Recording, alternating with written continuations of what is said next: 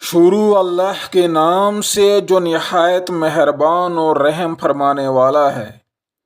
قاف قسم ہے قرآن مجید کی، بلکہ ان لوگوں کو تعجب اس بات پر ہوا کہ ایک خبردار کرنے والا خود انہی میں سے ان کے پاس آ گیا۔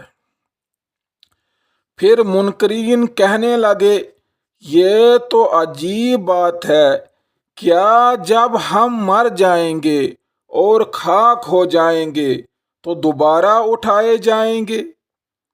یہ واپسی تو عقل سے بعید ہے۔ حالانکہ زمین ان کے جسم میں سے جو کچھ کھاتی ہے وہ سب ہمارے علم میں ہے، اور ہمارے پاس ایک کتاب ہے جس میں سب کچھ محفوظ ہے۔ بلکہ ان لوگوں نے تو جس وقت حق ان کے پاس آیا اسی وقت اسے صاف جھٹلا دیا۔ اسی وجہ سے اب یہ الجھن میں پڑے ہوئے ہیں۔ اچھا، تو کیا انہوں نے کبھی اپنے اوپر آسمان کی طرف نہیں دیکھا؟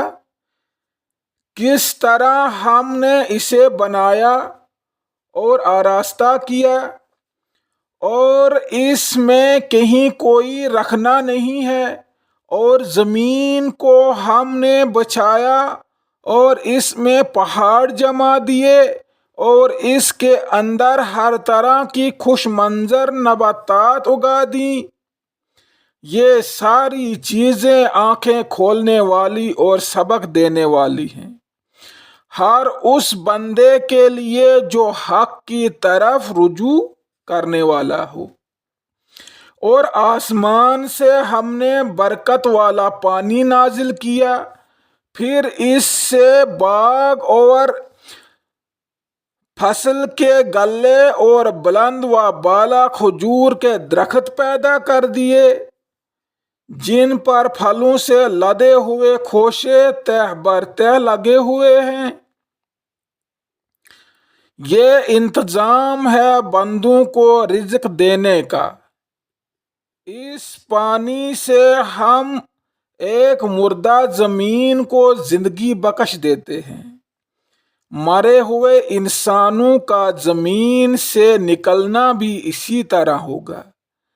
اس سے پہلے نوح کی قوم اور اصحاب الرس اور سمود اور عاد اور فرعون اور لوط کے بھائی اور ایک اور عقا والے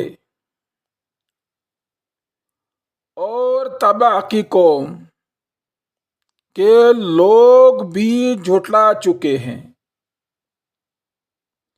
ہر ایک نے رسولوں کو جھٹلایا، اور آخر کار میری وعید ان پر چسپاں ہو گئی۔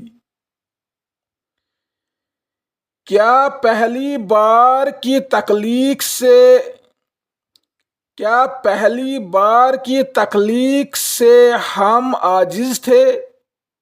مگر ایک نئی تخلیق کی طرف سے یہ لوگ شک میں پڑے ہوئے ہیں۔ صدق اللہ المولانا العظیم و صدق رسولہ من الشاہدین و شاکرین والحمد للہ رب العالمین۔